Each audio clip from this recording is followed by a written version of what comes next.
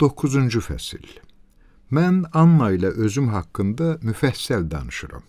Amma atam barədə demək olar ki, kəlmə kəsmirəm. Ona görə ki, bu əhvalatın əsas qəhrəmanı o deyildi. Ya da o, məni çox maraqlandırmır. Mən həyatımda heç kimi onun qədər çox sevməmişəm və həmin vaxtlar məni çulğayan duyğuların içində ən sarsılmazı, ən dərini atama qarşı hiss etdiklərim idi. Onlara xüsusi dəyər verirdim. Ancaq atamı çox yaxşı tanıyıram. Haqqında asanca danışa bilərəm. Üstəlik, biz bir-birimizə həddindən artıq oxşuyuruq. Bununla belə, davranışına bəraət qazandırmaq üçün ilk növbədə məhz onun xasiyyətini izah eləməliyəm. Atamı nə şöhrətpərəst, nə də xudbin adlandırmaq olar. Amma o, yelbeyindi. İslah olunmaz yelbeyin. Hətta onun ciddi hisslərə qadir olmadığını, məsuliyyətsiz insan olduğunu belə deyə bilmərəm. Mənə bəslədiyi sevgi mənasız əyləncə yaxud da adi atalıq alışqanlığı deyildi. O heç kimə görə məndən ötürü çəkdiyi qədər əzab çəkməmişdi. Elə mən özüm də o məsum gündə buna görə ümidsizliyə qapıldım. Onda mənə elə gəldi ki, atam məni başından elədi. Gözlərini məndən qaçırtdı. O heç vaxt məni öz ehtiraslarına qurban verməmişdi. Axşamlar məni evə ötürmək naminə dəfələrlə o evin möhtəşəm fürsət adlandırdığı şeyi əlindən buraxmışdı. Amma qalan şeyləri də inkar etməyəcəm. Öz yelbeyinliyinin, səbatsızlığının, istəklərinin hökmü altında idi. Atam əllaməçilik eləmirdi. Dünyada hər şeyi fiziki səbəblərlə izah edir və bunu hər şeydən vacib sayırdı. Özündən zəhlən gedir. Daha çox yad, daha az iç, hansısa qadına güclü meyli yarananda da eyni ilə belə düşünürdü. Arzusunu nə cilovlamağa, nə də daha dərin hiss səviyyəsinə çatdırmağa çalışırdı. O, materialist, eyni zamanda həm də nəzakətli, həssas və əslində çox xeyirxah insan idi. Elzaya qarşı duyduğu meyl onu sıxırdı. Ancaq güman etdiyimiz mənada yox. O özünə mən Annanı aldatmağa hazırlaşıram. Deməli, onu az sevirəm demirdi. Əksinə, əfsus ki, Elza məni cəlb eləyir. Gərək tezliklə məqsədimə çatım, yoxsa Anna ilə münasibətində problem yarana bilər, deyirdi. Bununla belə atam Annanı sevirdi, ona heyran idi. Anna onun həyatına dəyişiklik getirmişdi. Son illər ünsiyyətdə olduğu ağılsız, yüngül qadınlardan ibarət növbəni sıxışdırıb aradan qaldırmışdı. O həm də atamın şöhrətpərəstlik hissini, ehtirasını və həssaslığını təmin eləyirdi. Çünki onu başa düşürdü. Öz ağlı və təcrübəsi ilə ona yardımcı olurdu. Amma mən əmin deyiləm ki, atam Annanın ona qarşı çox dərin hisslər bəslədiyini anlayırdı.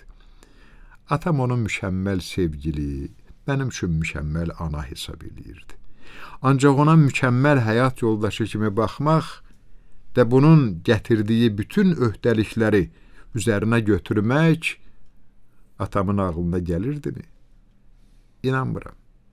Əminəm ki, Sirilin və Annanın gözündə mənim kimi o da emosional anlamda yarımçıq idi. Ancaq bu, onun ehtirasının coşmasına mane olmurdu. Çünki atam bunu təbii hesab eləyir və bütün həyat eşqini bu prosesə qoyurdu. Mən Annanı həyatımızdan qovmağı planlaşdıranda atama görə narahat olmurdum. Bilirdim ki, o həmişəki kimi yenə təsəlli tapacaq. Ondan ötürü ayrılığa dözmək daha asandı, nəinki nizamlı həyata. Əslində, mənim kimi onu da yalnız alışqanlıq və yeknəsəklik sındıra, sarsıda bilərdi. Biz ikimiz də eyni tayfadan idik.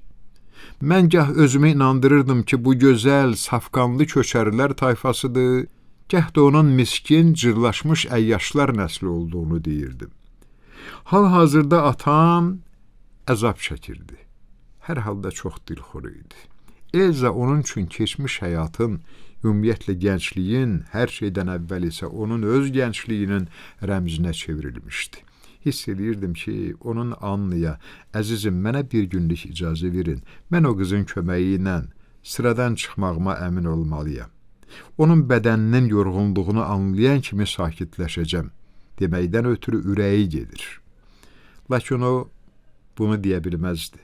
Ona görə yox ki, Anna qısqanc ya da əxlaq mücəssəməsi idi və onunla belə söhbətlər eləmək mümkün deyildi. Sadəcə atamla yaşamağa razılıq verərkən Anna mütləq şərt qoymuşdu ki, düşüncəsiz eş-işrət bitməlidir. Mütləq demişdi ki, o məktəbli yox, kişidir. Anna da öz həyatını ona etibar eləyir. Deməli, atam özünü ona yaraşan tərzdə aparmalı, ehtiraslarının zavallı köləsinə çevrilməməlidir. Buna görə Annanı kim qınaya bilərdi? Bu, tamamilə təbii, sağlam düşüncə idi. Ancaq atamın Elzanı arzulamağına mane ola bilməzdi. Vaxt keçdikcə onu daha çox arzulamağına, bütün yasaq meyvələr kimi 2 qat arzulamağına.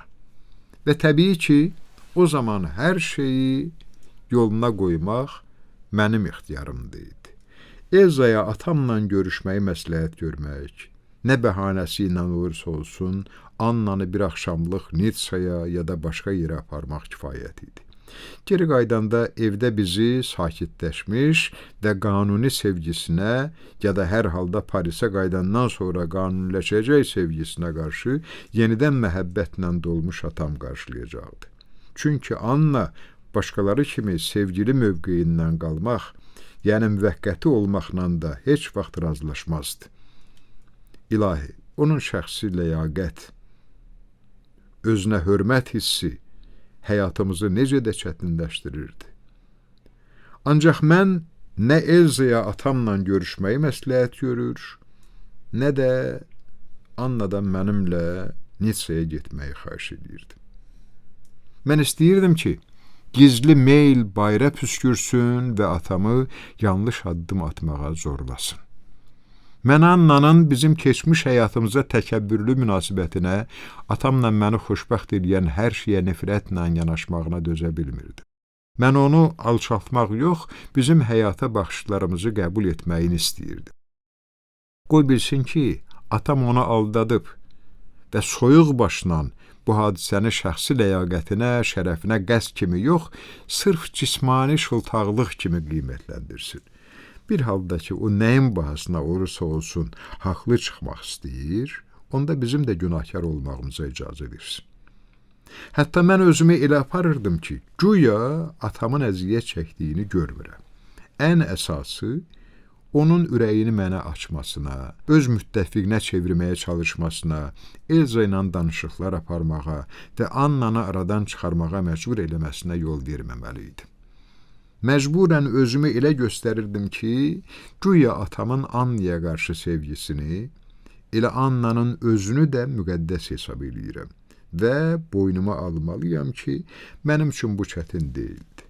Atamın Annanı aldada biləcəyi fikri məni həm dəhşətə salır, həm də səksəkəli bir fərəh duyğusu verirdi.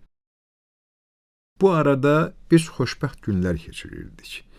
Mən atamın Elzaya qarşı ehtirasını qızışdırmaq üçün heç bir fürsəti əldən buraxmırdım. Daha Annanın üzü məndə vicdan əzabı oyatmırdı. Hərdən düşünürdüm ki, o, olanlarla barışacaq və onunla birgə həyatımız təkcə onun yox, həm də bizim zövqlərimizə əsasən qurulacaq. Digər tərəfdə mən tez-tez Sirillə görüşürdüm və biz gizlicə bir-birimizi sevirdik. Şam ağaclarının ətri, dənizin səsi, onun bədəninin toxunuşu, Siril peşman olmağa başlamışdı. Ona sırıdığım roldan zəhləsi gedirdi. Bu rolu oynamağa yalnız bir şeyə görə razılıq vermişdi. Bu oyunun sevgimiz üçün vacib olduğuna onu inandırmışdım. Bütün bunlar məndən ikiyüzlülük eləməyi, özümlə hop tutmağı tələb edirdi. Demək olar ki, heç bir səy göstərməyə, yalan danışmağa gərək yox idi. Mən artıq demişdim ki, özümü həmişə yalnız əməllərimə görə mühakimə eləmişəm. Həmin dövrdə çox yubanmıram. Çünki xatirələri gözdən keçirərkən aralarında mənə hüzn verənlərlə üzləşməkdən qorxuram. Onsuz da Annanın xoşbəxt gülüşü, mənimlə mehriban rəftarı yadıma düşən kimi sanki zərbə alıram. Beldən aşağı zərbə. Ürəyim ağrıyır. Özümə qarşı qəzəbdən boğuluram. Vicdan əzabı deyilən şeyə o qədər yaxınlaşıram ki, xilas yolunu sadə jestlərdə axtarmalı oluram. Siqaret çəkirəm, val qoyuram, tanışlarıma zəng eləyirəm. Tədricən fikrim dağılır. Amma mübarizə aparmaq əvəzinə yaddaşımın qısalığından, ağılsızlığımdan yapışmaq xoşuma gəlmir. Bu cəhətlərimi boynuma almağı sevmirəm. Hətta onlara görə sevilməli olduğum hallarda belə.